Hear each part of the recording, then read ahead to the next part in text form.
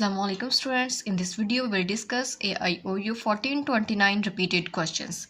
Repeated question में तुम्हारे पास question है कि पहले हमने फर्स्ट डेरिवेटिव फाइंड आउट करना है, फिर सेकंड डेरिवेटिव, फिर फर्स्ट डेरिवेटिव में 1 पुट करना है और सेकंड डेरिवेटिव में 1 पुट करना है।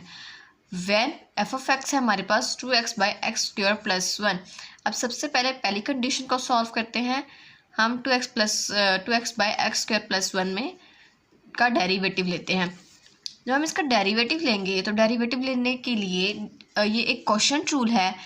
क्वोशंट रूल में डिनोमिनेटर का स्क्वायर लिया जाता है, उसके बाद डिनोमिनेटर को एज इट इज़ लिखा जाता है और जो हमारे पास फर्स्ट वैल्यू होती है न्यूमिनेटर होता है, इसका डेरिवेटिव लिया जाता है। माइनस का निशान आता है दरमियान में और उसके बाद न्यूमिनेटर को एज इट इज़ रखा जाता है और डिनोमिनेटर का डेरिवेटिव लिया जाता है। इस टॉपिक पर डेरिवेटिव के टॉपिक पर मुकम्मल वीडियो यूट्यूब चैनल पर मौजूद है, जिसका लिंक आपको डिस्क्रिप्शन में मिल जाएगा। वहाँ से आप अच्छे से याद कर सकते हैं कि आपको कौन कौन से वहाँ से आप अच्छे से डेरिवेटिव की तैयारी कर सकते हैं। और हमने डेरिवेटिव लिया, ये वाला तो एज इट इज़ आ गया। 2 जब मल्टीप्लाई हो रहा होता है तो मैंने 2 को एज इट इज़ लिखना होता है और x के ऊपर पावर थी 1।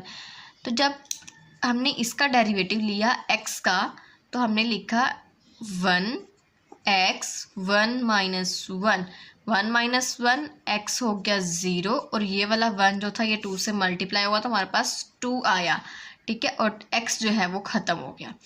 ऐसे ही -2x एज इट इज़ हमने जब x स्क्वायर का डेरिवेटिव लिया तो x स्क्वायर से ही बन गया 2x और यहाँ पर 2 माइनस 1 1 बचा तो हमने लिखा डेरिवेटिव में 2x और 1 का डेरिवेटिव हमने 0 लिया क्योंकि कांस्टेंट का डेरिवेटिव हमेशा 0 ही आता है। 2x ये वाला और यहाँ पे हमने डेरिवेटिव लिया तो 2x आ गया। डिनोमिनेटर को हम एज इट इज़ ही रहने देंगे। नाउ इनको मल्टीप्लाई करेंगे। 2 को x से मल्टीप्लाई किया 2x स्क्वायर प्लस अब 2 को 1 से मल्टीप्लाई करेंगे 2 1 ज़ा 2, दरमियान का निशान एज इट इज़ रहेगा 2 2 ज़ा 4 x स्क्वायर। जब भी दो चीज़ें आपस में मल्टीप्लाई होती हैं 2 2 ज़ा 4 तो जो वेरिएबल होता है हमारे पास उनकी पावर्स ऐड हो जाती हैं, यानी कि यहाँ पे भी 1 है यहाँ भी 1 है तो इनको हम ऐड कर देंगे तो हमारे पास आएगा 4x स्क्वायर। वेरिएबल की पावर्स को हमेशा मल्टीप्लाई में इन्हें प्लस कर देना चाहिए। मल्टीप्लाई हो रही हो तो पावर्स प्लस हो जाती हैं। Now 2x square minus 4x square same power है और साइन है माइनस का, मीन ये माइनस हो रहे हैं। तो जब हम बड़ी रकम से छोटी रकम को माइनस करेंगे तो हमारे पास आएगा नेगेटिव साइन और 4 में से 2 माइनस किया 2x स्क्वायर प्लस ये वाला 2 हमने यहाँ पे लिखा। इससे आगे हम इसको मज़ीद सॉल्व नहीं कर सकते तो हम इसी पॉइंट पर इसके ऊपर सेकंड डेरिवेटिव अप्लाई कर देंगे। सेकंड डेरिवेटिव अप्लाई करेंगे तो फिर से ये हमारे पास क्वोशंट रूल बन रहा है। डिनोमिनेटर का हमने यहाँ पर स्क्वायर लेना है, जो कि स्क्वायर से पहले से है, हम इसके ऊपर एक और स्क्वायर लगा देंगे। उसके बाद denominator as it is numerator का derivative minus numerator as it is denominator का डेरिवेटिव, इसको इस तरीके से लिखेंगे। अब ये वाली वैल्यू हमने एज इट इज़ लिखी, इस वाले हमने डेरिवेटिव लिया तो नेगेटिव तो एज इट इज़ आ गया। जब हमने डेरिवेटिव लिया तो ये वाला 2 हमने पहले लिखा था, ये वाला 2 हमने बाद में लिखा था और वेरिएबल के ऊपर हमारे पास पावर आई थी 2 में से 1 माइनस करके 1, 2 2 ज़ा 4 और x की पावर 1।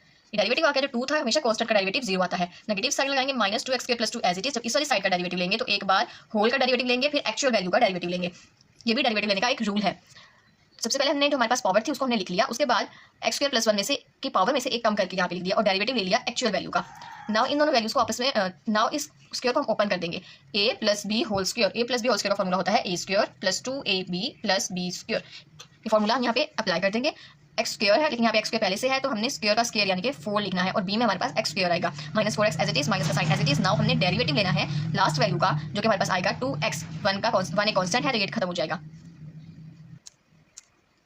नाउ इन दोनों वैल्यूज को आपस में मल्टीप्लाई कर देंगे। नेगेटिव पॉजिटिव नेगेटिव हो जाएगा, 4 1 ज़ा 4 और मैंने आपको बताया था कि वेरिएबल को ऐड कर देना है तो 4 और 1 5 हो जाएंगे। प्लस माइनस माइनस 4 2 ज़ा 8, x की पावर हमारे पास यहाँ पे 2 है और यहाँ पे 1 है तो 2 और 1 हो जाएंगे 3, माइनस 4 1 ज़ा 4, यहाँ पे वेरिएबल नहीं है तो वेरिएबल की पावर आ जाएगी x माइनस ये वाली वैल्यू एज इट इज। इन दोनों को आपस में मल्टीप्लाई कर देंगे 2 2 ज़ा 4 x 2x, यहाँ पर x है 2x मल्टीप्लाई होगा इस वाली से 2 2 ज़ा 4 और वेरिएबल ऐड कर देंगे 2 और 1 वेरिएबल हो जाएंगे हमारे पास 3x की पावर 3 प्लस 4x।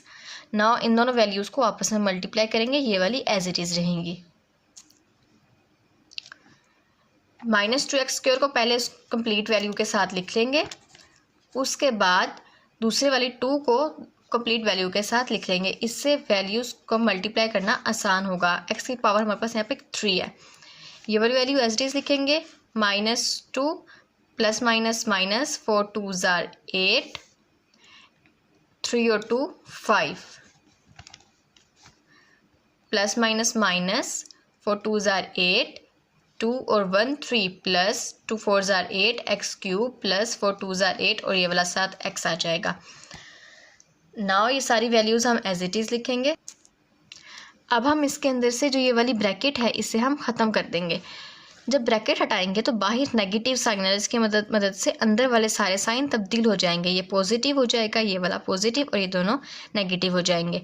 और उसके बाद ये देखिए +8x³ और ये -8x³ दोनों आपस में कैंसिल हो जाएंगे। जो बाकी वैल्यू बचेगी हम इससे ज़्यादा इसको मज़ीद सॉल्व नहीं कर सकते, तो ये हमारे पास सेकंड डेरिवेटिव का आंसर आएगा। अब थर्ड कंडीशन हमारे पास ये है कि फर्स्ट डेरिवेटिव में हमने 1 पुट करना है। तो जो फर्स्ट डेरिवेटिव का आंसर आया था वहाँ जहाँ जहाँ x हमारे पास मौजूद है वहाँ हम 1 लगा देंगे। जब 1 लगाएंगे तो 1 की पावर जितनी मर्जी ले लीजिए, हमेशा आंसर 1 ही आता है। -2 + 2 आपस में कैंसिल हो जाएंगे और हमारे पास आंसर आएगा 0 बाई 1 + 1 2 का होल स्क्वायर इक्वल टू, जब भी हम डिवाइड लेते हैं 0 के साथ तो हमेशा हमारा आंसर 0 ही आता है। अब फोर्थ कंडीशन हमारे पास ये थी कि हमने सेकंड डेरिवेटिव में भी 1 पुट करना है। तो सेकंड डेरिवेटिव में जहाँ जहाँ x है हमारे पास वहाँ हम 1 पुट कर देंगे, x को हटा देंगे। 1 की पावर 5 लें, 3 लें, जितनी मर्जी लें, 1 हमेशा 1 ही रहता है। उसके बाद ये देखिए ये -8 और ये +8, ये दोनों आपस में कैंसिल, -4 हमारे पास 8 हो जाएंगे और -8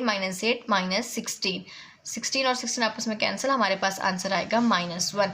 नेक्स्ट क्वेश्चन हमारे पास find those open intervals over which the function is concave up and concave down. एक बात का हमेशा याद रखिएगा कि जब हमने मैक्सिमम और मिनिमम फाइंड आउट करना होता है तो हम फर्स्ट डेरिवेटिव को 0 के इक्वल पुट करते हैं, लेकिन अगर हमें कनकेव अप और कनकेव डाउन फाइंड आउट करना हो तो हम सेकंड डेरिवेटिव को 0 के इक्वल पुट करेंगे। फर्स्ट डेरिवेटिव लेने के बाद सेकंड डेरिवेटिव लेंगे। सबसे पहले फर्स्ट डेरिवेटिव लेते हैं, जो हमारे पास दिया गया क्वेश्चन है उसका dx ऑफ कंप्लीट वैल्यू। उसके बाद सब वैल्यू पे अलग-अलग हम डेरिवेटिव पुट कर देंगे। ये सम और डिफरेंस रूल है डेरिवेटिव लेने का। 4 एज इट इज़ आ जाएगा, x4 में से 1 माइनस करेंगे 3, उसके बाद यहाँ पे 2 लिखेंगे और x में 2 में से 1 को माइनस करेंगे 1 आएगा। कांस्टेंट का डेरिवेटिव 0 हो जाएगा जो कि ख़त्म हो जाएगा हमारे पास। नाउ इसी वैल्यू पे हम सेकंड डेरिवेटिव लेंगे जो कि इससे आगे चलेगा हमारे पास। दोनों पर डेरिवेटिव अलग कर देंगे और 4 3s are 12 और 3 में से 1 को माइनस करेंगे तो 2 आएगा, प्लस 2x में से सिर्फ 2 हमारे पास आएगा, x ख़त्म हो जाएगा। नाउ हमने सेकंड डेरिवेटिव को 0 के इक्वल पुट करना है। सेकंड डेरिवेटिव की वैल्यू है 12x² + 2 यहाँ पे पॉजिटिव है, इस तरफ जाके नेगेटिव हो जाएगा, x को हमने अलग कर देना है। 12 यहाँ मल्टीप्लाई हो रहा है, इस तरफ आके हो जाएगा divide, 2 1s are 2, 2 6s are 12 -1/6। हमारे पास जो स्क्वायर होता है, स्क्वायर कैलकुलेटर से कभी कभी ये आंसर गलत भी आता है, इसलिए मैं आपको समझा देती हूँ कि जब हम स्क्वायर लेते हैं किसी चीज़ का, स्क्वायर लेते हैं और हमारे पास नेगेटिव वैल्यू होती है तो वो पॉजिटिव में चेंज हो जाती है, और अगर वो पहले से पॉजिटिव हो तो वो पॉजिटिव ही रहती है। और अगर हम क्यूब लें नेगेटिव वैल्यू का तो वो नेगेटिव हो जाती है। इसमें हम ऐसे देख सकते हैं कि negative positive negative, minus plus minus minus, पहले माइनस प्लस और फिर उसके बाद माइनस, तो हमारे पास वैल्यू आएगी माइनस। और जब हम स्क्वायर लेते हैं तो माइनस और उसके बाद प्लस, इसलिए हमारे पास वैल्यू हो जाती है प्लस। आई होप आपको यहाँ से ये बात समझ आ गई होगी। जब हम इस चीज़ का स्क्वायर लेंगे -1/6 का तो ये पॉजिटिव आ जाएगी, ठीक है, और ये वैल्यू आगे नहीं चल पा रही है तो इसका कोई इन्फ्लेक्शन पॉइंट नहीं है। और इसका कनकेव अप और कनकेव डाउन नहीं हो रहा बल्कि कनकेव अप है, क्योंकि वैल्यू हमारे पास पॉजिटिव में आएगी और कनकेव अप होगा -∞ से +∞ तक, और पॉइंट ऑफ इन्फ्लेक्शन हमारे पास नहीं होगा। सो हम लिखेंगे therefore second derivative never become 0, second derivative 0 नहीं हुआ, और नेगेटिव भी नहीं हुआ, there is no point of inflection, तो इसके अंदर कोई पॉइंट ऑफ इन्फ्लेक्शन नहीं है। सेकंड डेरिवेटिव का आंसर हमारे पास पॉजिटिव आएगा जब हम इसका स्क्वायर रूट लेंगे।